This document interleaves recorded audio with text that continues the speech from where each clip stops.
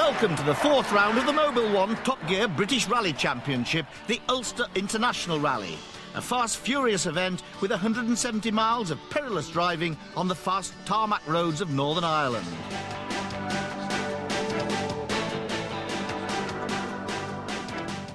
Reigning British champions Alistair McRae and David Senior make their first appearance in an F2 car this season. Can Gwyndaf Evans and Howard Davies clinch their first British championship here? In the next half hour, we'll be showing you all the drama and the action from the Stena Line Ulster International Rally. Starting on Friday afternoon, day one takes the cars over 6 closed-road special stages in counties Down, Armagh and Tyrone. An early surprise. Mark Higgins, Evans' biggest challenge for the championship, would retire on the very first stage when he missed a gear and a broken cam belt followed. We started the first stage and things are starting to go quite well, getting a good feeling for the car. And about junction sort of 5 coming down, I sort of missed a gear going down the box and it's revved fairly high and she stopped, she won't go anymore. And it looks, well, it's definitely obviously terminal. And that's as far as we go, unfortunately. So a bit disappointing to say the least. Gutted. I mean, put a lot of work into this and been waiting for the tarmac. It was a chance to still have a go at the championship. And that's it, basically, you know. Go home, I suppose. Making some unhealthy noises on the first stage at Kernan Lake is Tapio Laukkanen's VW Golf. The gearbox was failing fast, and though he nursed the car out of the stage, his rally was over and he was soon heading back to Finland. Seated at number 1, Alistair McRae was Laukkanen's new teammate for this rally. After only a small amount of experience of the car on the Donegal rally previously, Alistair and David Senior were showing that they meant business. And crest and long medium left plus opens into long flat left into flat right 70. Alistair, reigning British champion, first time behind the wheel of F2 since last year. How does it feel? Yeah, it feels good. We had a problem in that stage. There was actually 2 cows running down the road, so we had to slow down and let them out of the way. I don't know whether it'll affect the drivers behind or not, but we'll see. Go on, just go, go. Just go, go. So how did this arrangement come about for you to return to the championship for this round? It was just through Volkswagen. They asked if I was interested in doing some testing, then doing the rally, and I said, yeah, we'll drive anything. But there were problems afoot. Right, could be the gearbox. Hairpin left, tightens and narrows. Just over a mile. In fact, it was another gearbox problem, and McRae's rally was over. The usually ebullient VW team manager Steve Bagnall was not a happy man. The Renault team have also had their share of misfortunes this year, but things were looking better here. Despite nursing a sprained wrist after a racing incident the previous weekend, Robbie Head with Brian Thomas in the Renault Megane kit car made fastest time on the first stage and still led the rally after the second. They're dropping like flies here. Alistair McRae's gone out now with some transmission problem and Mark Higgins with an engine problem. Why do you think this rally is so demanding so early on? I'm not quite sure, Tony. Maybe you can tell me. Back as Robbie's teammate for this one-off drive in the championship this year was former Group N world champion Alan O'Reilly. Gauche 45 plus 50. Pour à droite 45. The man from Marseille was as impressive as ever, as Thierry Barjou called the bends. So how was everything on board the flying Renault? Problème avec gearbox. Oh. Difficult, mais sinon the car, the shock absorber, the engine, fantastic. Always a popular spectator event, the Ulster is the first rally of the year where the Irish stars meet the mainland contingent. Ireland's top rally driver Bertie Fisher and Rory Kennedy took the lead by stage 3 in their 4-wheel drive Subaru Legacy.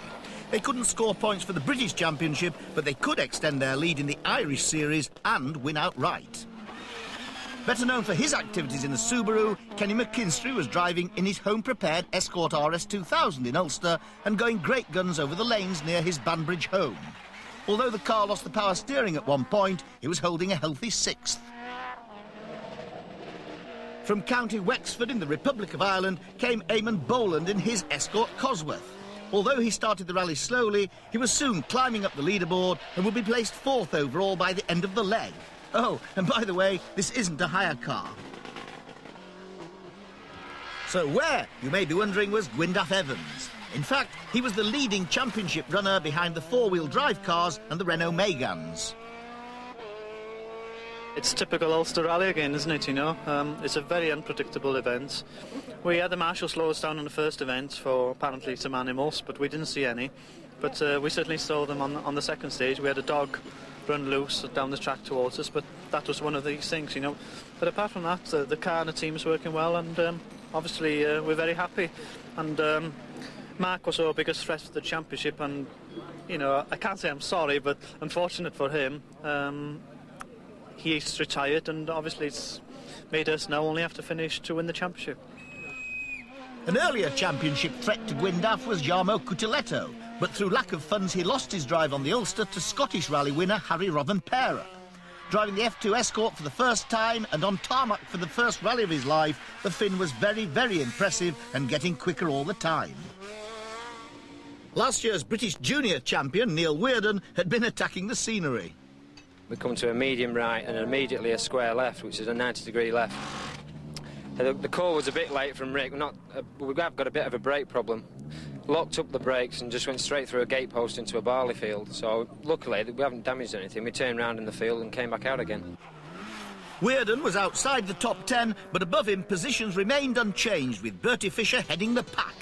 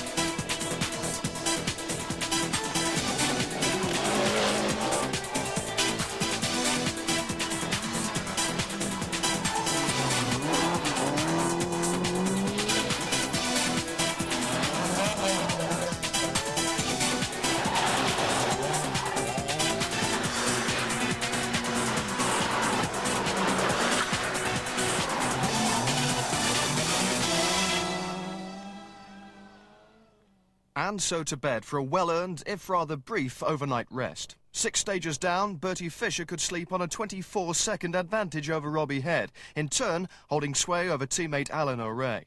Behind, Eamon Boland and Gwyndaf Evans, handily placed.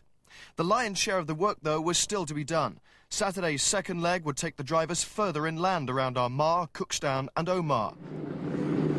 As if the twisty, bumpy roads of Ulster were not enough, drivers have to contend with the most unearthly hours of work on this rally. No sooner had they got to bed in Belfast than they were off again at 4 a.m. and back on the black stuff. And it was a fairly rude awakening, an 11-mile stage out here in County Tyrone. Ireland's leading light, Bertie Fisher, was first on the road. Victory already looking to be his for the taking, but Bertie taking nothing for granted. Robbie Head's ever-improving season saw him second off. Renault teammate Alan O'Reilly, in turn, was intent on closing the gap to the Scotsman. The leading contenders all made a clean getaway, apart from Finland's Olli Harki. It appeared he'd found time to take in a little of the scenery. What have you been doing, Ollie? We went a little bit off, but nothing serious. So, how are you liking these Ulster roads? I believe it's your first time here on tarmac. Yes, and it is my first tarmac rally also. And really? Yes, quite new experience, and we have to learn many new things. At the head of the field, though, Bertie Fisher was in irresistible form. He continued to take chunks of time out of the chasing group with a flawless display. Well, almost. What went wrong there, Bertie? Just a momentary lapse of concentration, nothing more than that. But it happened to happen at a very narrow place. So the back of the car got a bit wide, and there was, I think, a concrete post. And it obviously took the bumper off and knocked in the corner. We didn't lose any significant time with it, maybe 5 or 10 seconds. No major mechanical damage? No mechanical damage. Fisher was right. His charge towards yet another win swept on.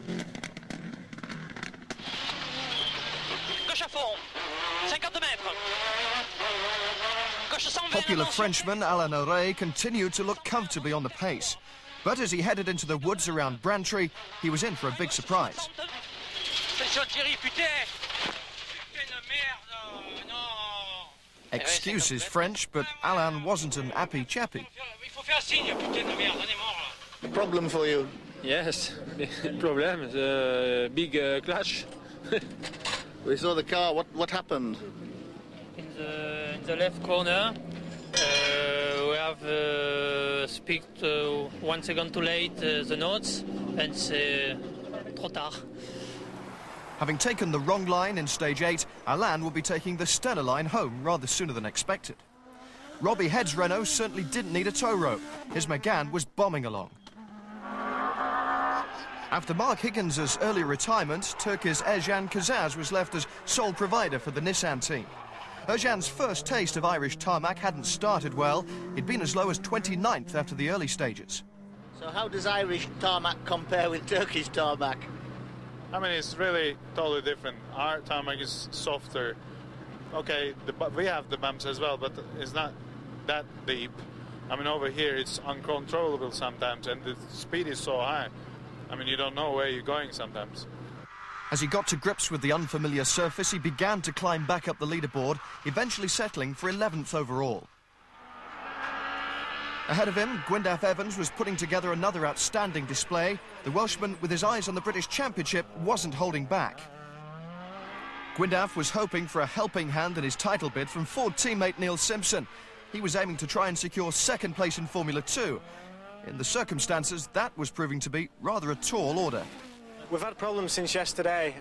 We've not had a clutch, basically, since last night, so we're going to have to continue the rest of the rally without a clutch, which means starting the stages on the ignition key, basically, and just being very careful not to overshoot junctions and have to use reverse gear because there is no reverse gear. We overshot a junction in one of the stages early on this morning, but because we've very under-braked, I'm afraid, is the car just at the minute, and we lost about a minute there, and we've just been in a ditch for another 40 or 50 seconds, so yeah, it's all happening.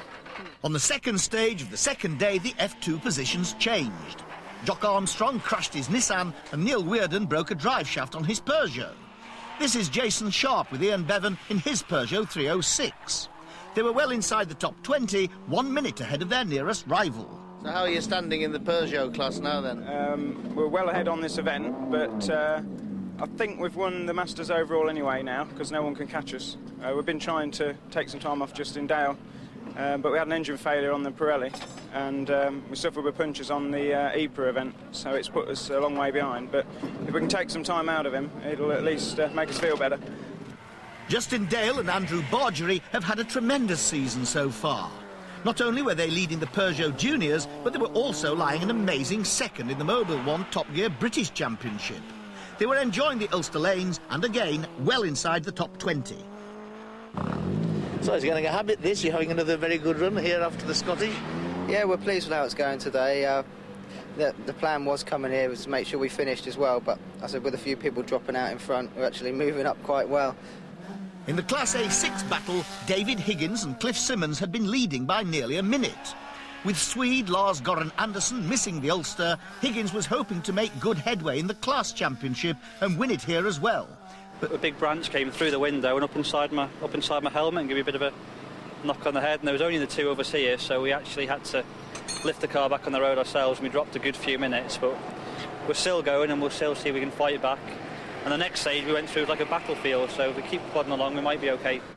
Back in the driving seat of the SW Motorsport Honda Civic, which Louise Aitken-Walker had driven on the Scottish Rally, Julian Reynolds was having a trouble-free event despite a gearbox change on stage 13 near Omagh.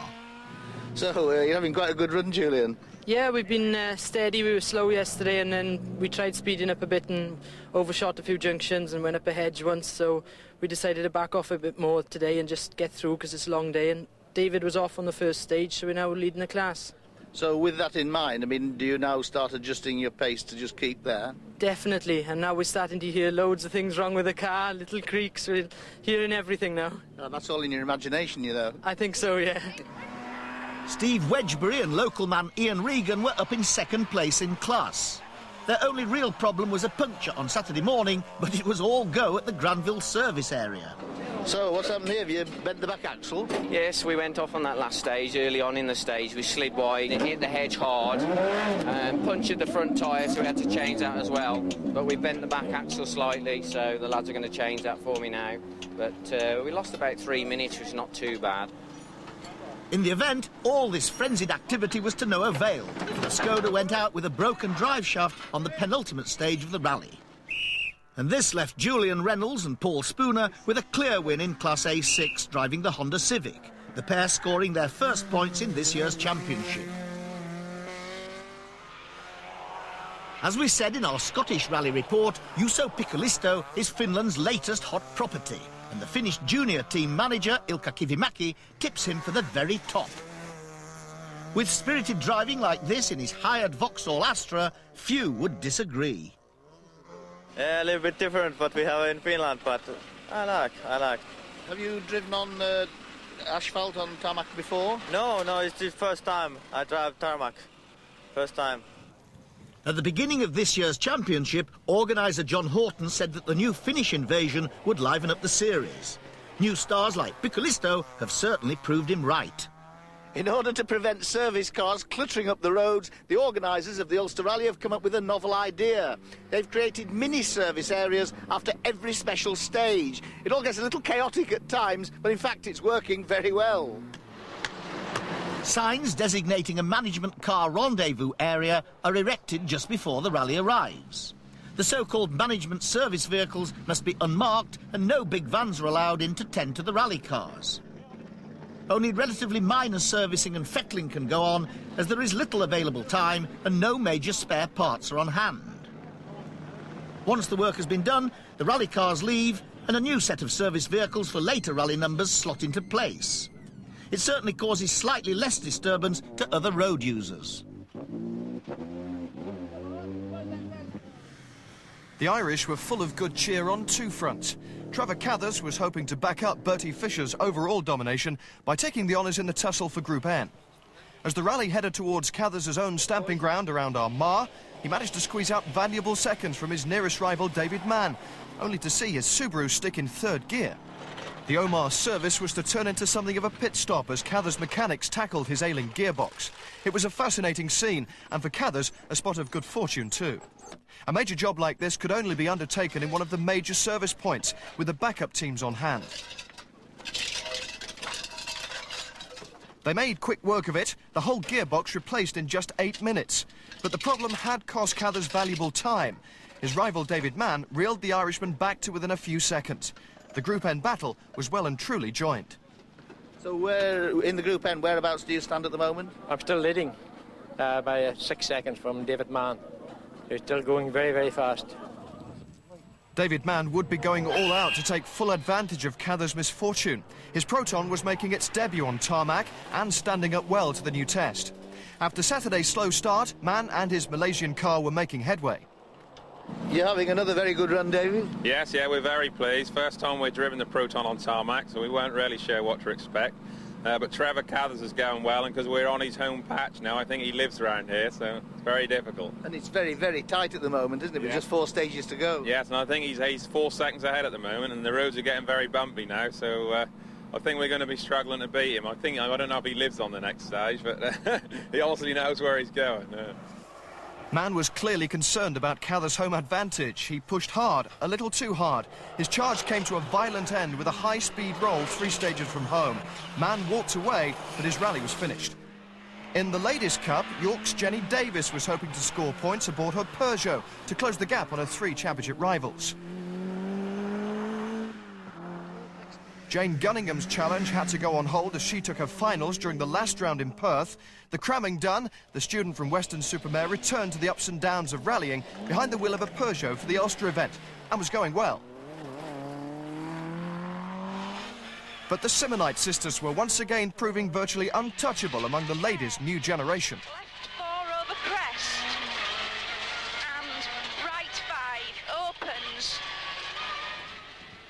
Heavy testing aboard the Works Ford prior to Ulster appeared to be paying off. They walked away with the ladies section, more importantly grabbing an excellent 12th place overall, their best result to date.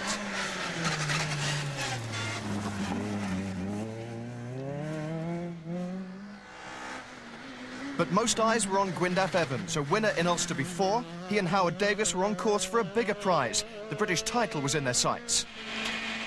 150, caution, leftish of a yumpy crest, 50 through dip,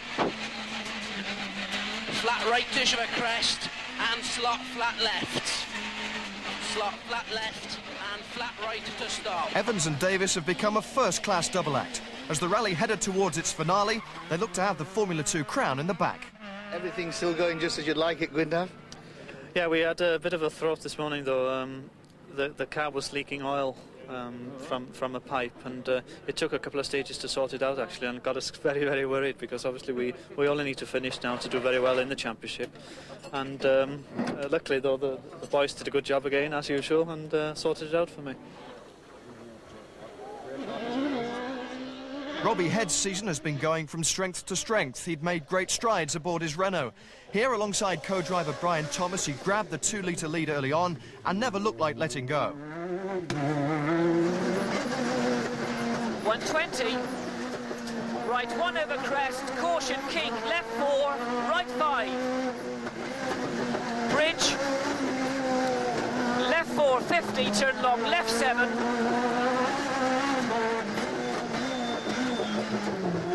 70. Right 2 over crest. For Head and Thomas, a Formula win and second place overall. Quite a triumph. Months of effort by the Renault team was at last bearing fruit. But away from two-wheel drive, the spotlight was on Ulsterman Bertie Fisher once again. It was his 17th International Rally victory and enough to clinch a record 4th Ulster win.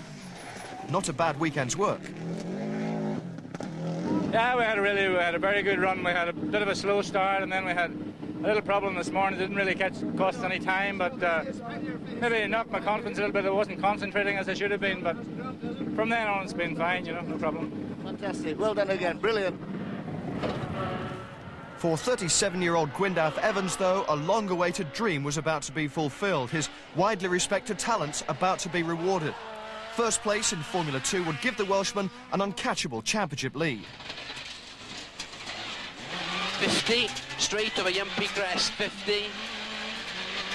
6 left sharp. As Evans and Davis headed for home, the closing stages were to turn into a victory procession. 7 left.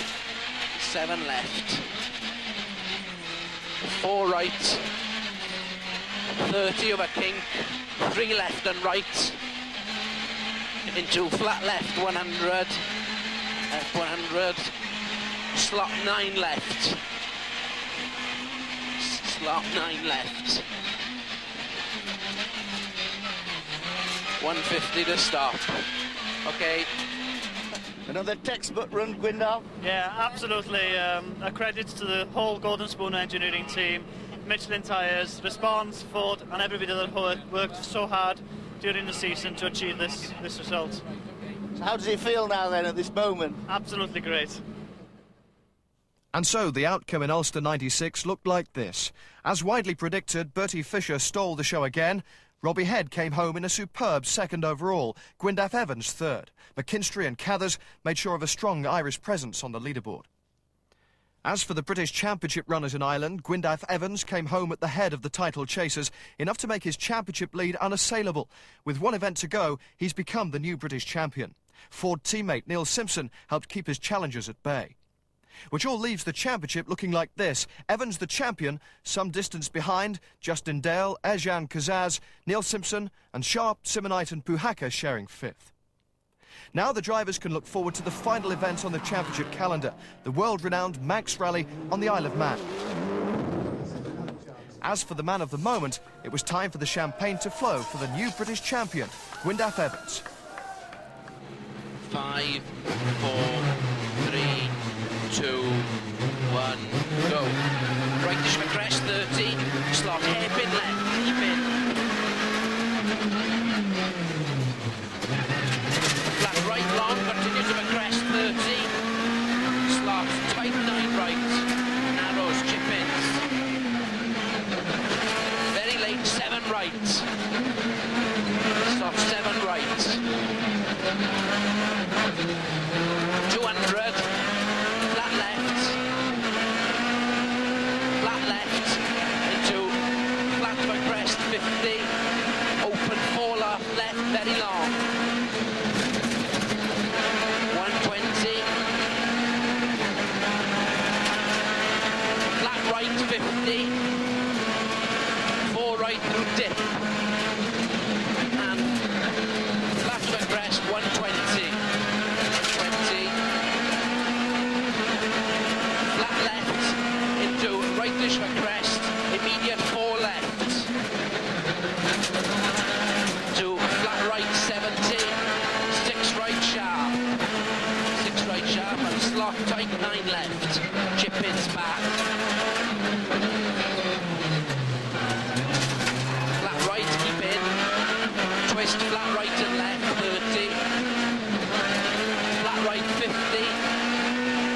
Keep right for twist 3 left and right.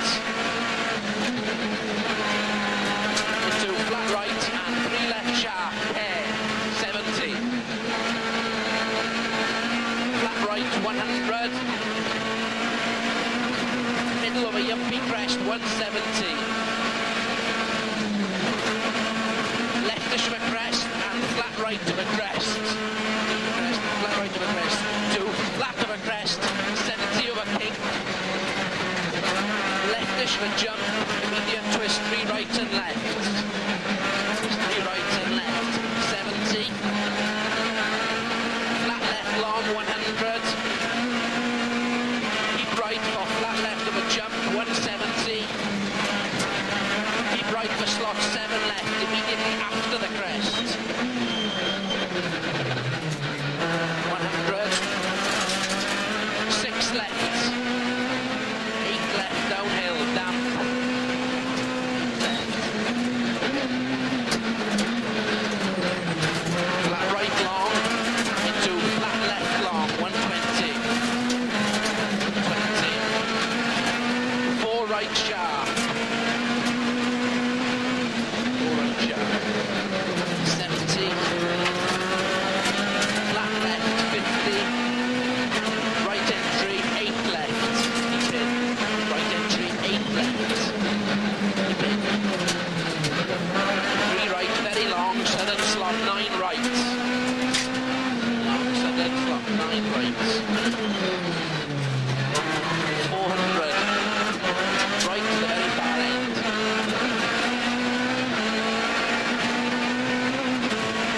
Right to the far end. Slot tight 9 left narrows.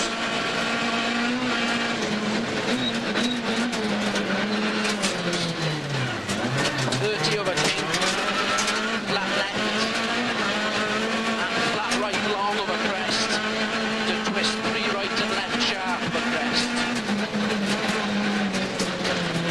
30 over king. Slot 9 right hidden over crest.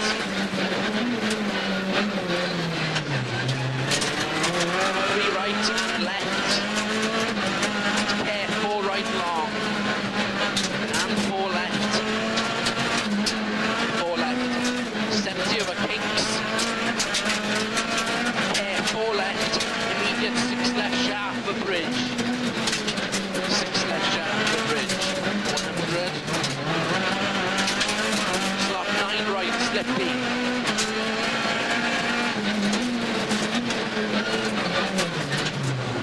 30. Keep right for caution. Leftish of a bad yumpy crest. 4 right care by fence. 50 of a bump. 7 flat left into a right entry. Hairpin left. Flat left into right entry. Hairpin left. Chip ins. 200. 200. Late flat rightish of a crest 100. Middle of a bad yumpy crest care 100. Slot 9 left. Slot 9 left. 3 right. 3 left of a crest chip ins. 200 of a bumps and kink to far end. To the far end. Flat right and care 3 left tightens. Flat right, care 3 left tightens. 70.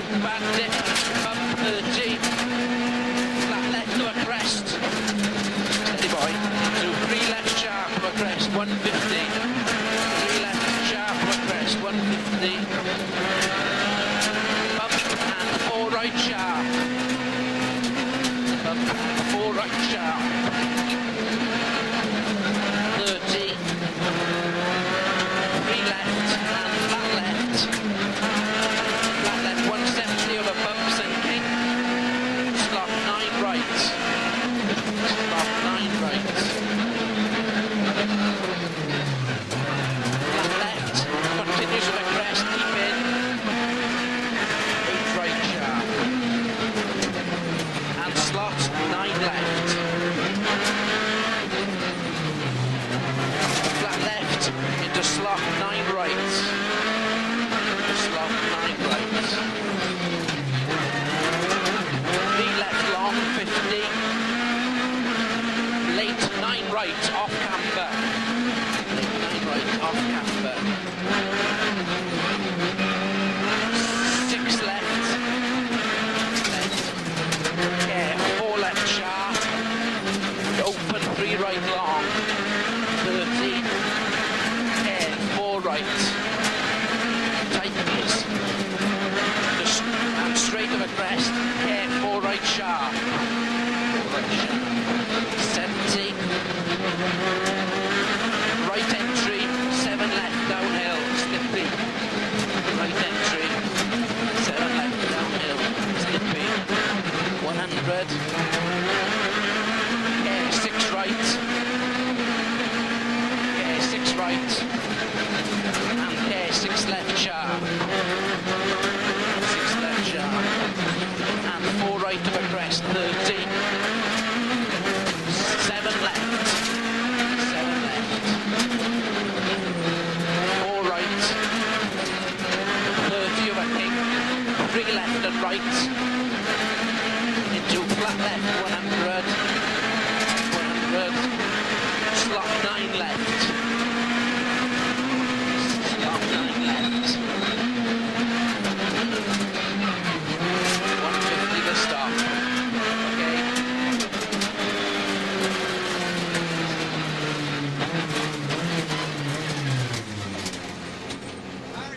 Thank you. Thanks.